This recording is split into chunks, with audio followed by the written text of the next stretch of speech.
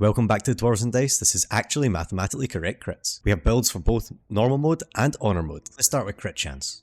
You crit when you roll a 20, which is a 1 in 20 chance, or 5% chance. With advantage, that goes up to 9.75%, almost double. In the early game, you can take Champion Fighter and Elixir of Viciousness to give a +2 in total. This crits between an 18 and a 20, or 15% and 28% with advantage. In the late game, you can take Deadshot, which is a bow, and although it's equipped in your range slot, it still applies an additional +1, and Savarok's Horned Helmet, in total giving you +4. You crit between a 16 and a 20, 25% or 44% with advantage. The max crit chance you can really get in the late game takes the 4 from before, plus Bloodthirst and Knife of the Undermountain King, which are 2 daggers so you can dual wield them, all in all giving you +6, 14 to 20, 35% and a whopping 58% with advantage. Let's look at increasing crit damage. For race, you should take Half Orc. This gives you Savage Attacks, which gives you +1 crit damage die. In my opinion, this makes it the best race. Barbarian level 9 gives you Brutal Critical, which also gives you +1 crit die. How this affects your damage, so if you've got a 1d8 weapon, you deal 4.5 damage on average, so you deal 9 damage when you crit, plus the 5 from ability modifier, plus 2 times the additional 2 damage die, going up to 41 damage. As you can see, when you use a 2d6 weapon, you're going to do less damage because you're adding a smaller dice each time. Let's look at feats. Something to note is Great Weapon fighting style rerolls a 1 or a 2 on a two-handed weapon damage roll. This does affect the way the feats work, now let's get into it. So if you're going a dual wielding build, you'll go dual wielder, and if you're going a two-handed build, you'll go Great Weapon Master. The other feat of note is Savage Attacks, which gives you advantage on a damage roll. As you can see, with lower damage dice, you go +1 damage, and with a higher damage dice, you're going up to a +2. Which one you should go first between Savage Attacks and Great Weapon Master is definitely Great Weapon Master. As you can see, it does overall more damage, so you go this at level 4, and then you'll go your Savage Attacks later on. I also thought it'd be interesting to see the baseline versus all the feats, so this is Great Weapon Master, Great Weapon Fighting, as well as Savage Attacks versus none of them. As you can see, this adds quite a lot of damage, roughly 20 per turn. If you enjoy this kind of content, please hit the subscribe button as there's a lot more content to come, and I'm trying to hit 1,000 subs. Let's reach it. So how is damage actually calculated? You've got damage sources, which are damage from your weapon or spell, which is affected by crit. You've got damage riders, which are additional damage applied to your damage source or damage riders, and this is not affected by crit. Then you've got damage riders that are treated as damage sources. These are a little bit different. These are additional damage that are applied after your damage source, but will additionally apply damage riders and are affected by crit. It's easier to see this with examples. An example of a damage rider is the Barbarian +2 damage from Rage. An example of the damage rider treated as damage source is a sneak attack. This is only reaction only, but we'll show you that later. So for example, 1d6 per 2 levels can crit. This will also apply the Barbarian's Rage +2 damage. So your damage per turn is damage source plus damage riders so your damage per turn is damage source plus damage riders treated as sources plus damage riders times by the number of attacks and the number of damage riders treated as sources. Now let's look at classes. Barbarian gives you Rage and Frenzy for extra damage riders. As well as that, it gives you Reckless Attack for advantage on your attack rolls, which gives you extra hit chance and therefore extra crit chance. Fighter gives you Champion for extra crit chance. Paladin gives you Divine Smite for extra crit damage because it's a DRS. Ranger also gives you a DRS from Hunter Colossus Slayer. Rogue gives you a DRS from the sneak attack. As well as that, it gives you Dual Wielder Synergy because of the extra bonus attack. Warlock gives you Hexblade for an extra attack on top of your Martial extra attack. You need to go into your reactions menu by pressing K and turn on Ask for the critical hit on Divine Smite and Sneak Attack. If you don't do this, Sneak Attack only functions as a DR and not a DRS, and Divine Smite will be using spell slots when you don't want it to. Now it's time for builds, the bit you've all been waiting for. For race, take Half Orc. For feats, take Great Weapon Master or Dual Wielder, plus Savage Attacks. For weapon, take 2d6, plus the Deadshot in your range slot. Dual Wielding has a special case which you'll see later on. Elixir of Viciousness.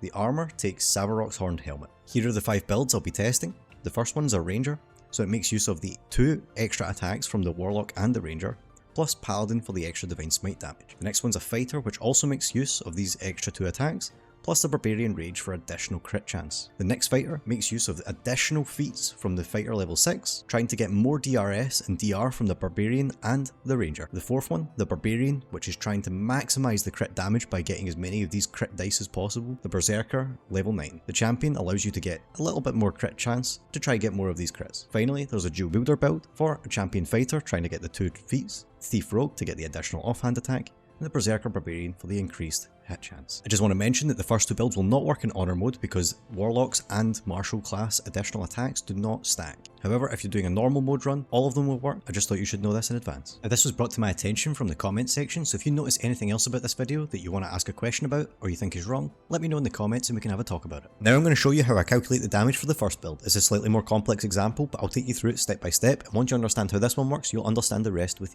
ease. You've got a 20% crit chance and a crit modifier of +1. Your number of attacks are 3 plus 3 times the crit chance. This is for Great Weapon Master, giving you an extra bonus attack when you crit. It also gives you an extra bonus attack when you kill something, but that's too hard to take into account with just raw maths alone. Number of procs equals the number of attacks plus the number of DRS.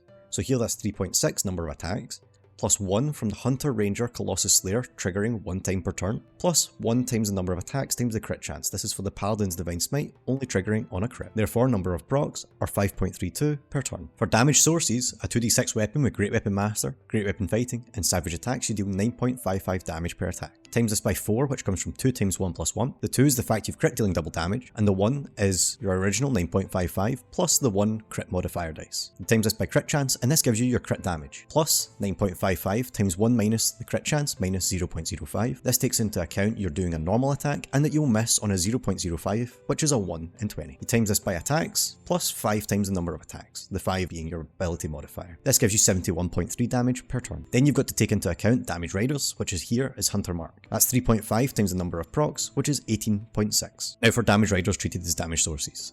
This is a 1d8, which is normally 4.5 damage, but here because we have Savage Attacks, it increases it to 5.81. In red is the Colossus Slayer, and in gold is the Divine Smite. The Colossus Slayer has both the fact that it can crit and the fact that it won't crit, but it will only happen 1 time per turn, and the gold is the Divine Smite, triggering only when we crit. This all in all gives us an average damage of 25.7. When we add this all together, 71.3, 18.6 and 25.7, we get 115.6 damage per turn. Now for the rest of the builds, I'm going to go through the calculations a lot quicker because it's the exact same steps, and I'll point out any differences. Here we have a 44% crit chance up from 20, and 3 attacks per turn, and the normal crit modifier of +1. The extra crit chance has quite an effect when it comes to the number of procs because of the Great Weapon Master. You can get 4.32 procs per turn, but you can't actually reach 4.32 because you only have 3 main hand attacks plus 1 bonus action attack. Therefore, you miss out on that 0.32 per turn. The damage riders is therefore 2 times the number of procs of 4 equals 8. Adding all this damage together, you get 114.7 damage per turn. For build number 3, you have less attacks, so therefore you don't have this problem with the procs. Totaling the damage, you get 102.1 damage per turn. For the Berserker Barbarian that's trying to maximize the crit damage, you have a +2 crit modifier instead. Here this increases your damage source quite a lot to 101, but you have a normal damage riders and no damage riders treated as damage sources.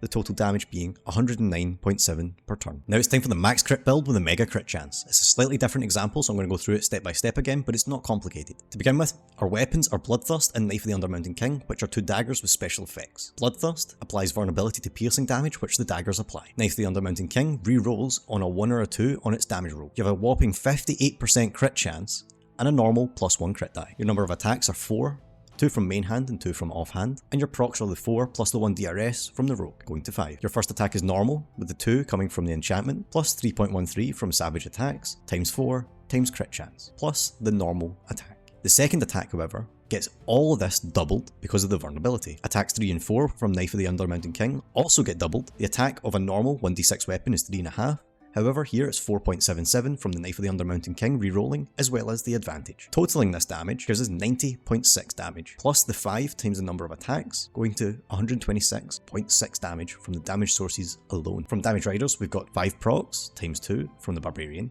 going to 10. Damage riders treated as damage sources, which is a sneak attack, is 3.5 times the crit modifier, times the crit chance. This equals 12.2. Totaling all this together, we get 140.8 damage per turn.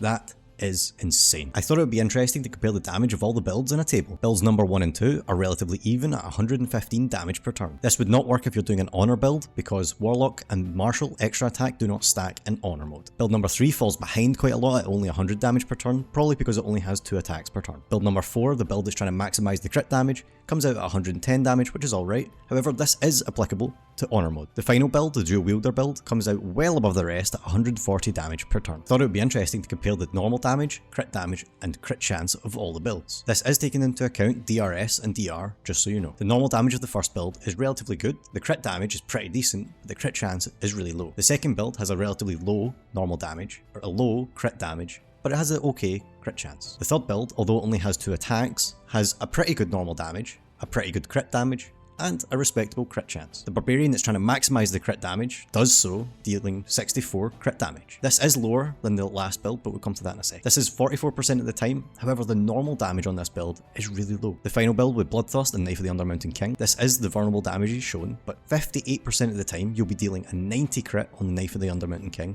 or 76 crit on Bloodthirst, which is pretty respectable. The normal damage of 30 and 33 is also much above the rest, but this is just because of the vulnerability. When I noticed that the Barbarian trying to maximise crit damage really was falling behind, I was quite disappointed. I wondered then, can I combine this with the last build to make an ultimate crit build? So here's the last build just for comparison. You've got a 58% crit chance. I added on Champion Fighter and Thief Rogue to the Berserker Barbarian to see if I could try and get a better damage. And boy did I. So as you can see, when you've got the Champion Fighter, you've got a 58% crit chance, and when you've got the Rogue, you've got a 51. The minus 7% doesn't really affect the damage that much, and as you can see with the Thief Rogue, you can actually get even higher damage. The Champion Fighter doesn't have any damage riders as treated as damage sources, and therefore works for both Honor Mode and not Honor Mode. But why would you ever go that, when you can go Thief Rogue and get 160 damage, roughly, on Honor Mode or not, with the highest crit damage of over 100 half of the time. This is not the max crit damage. This is just the average crit damage,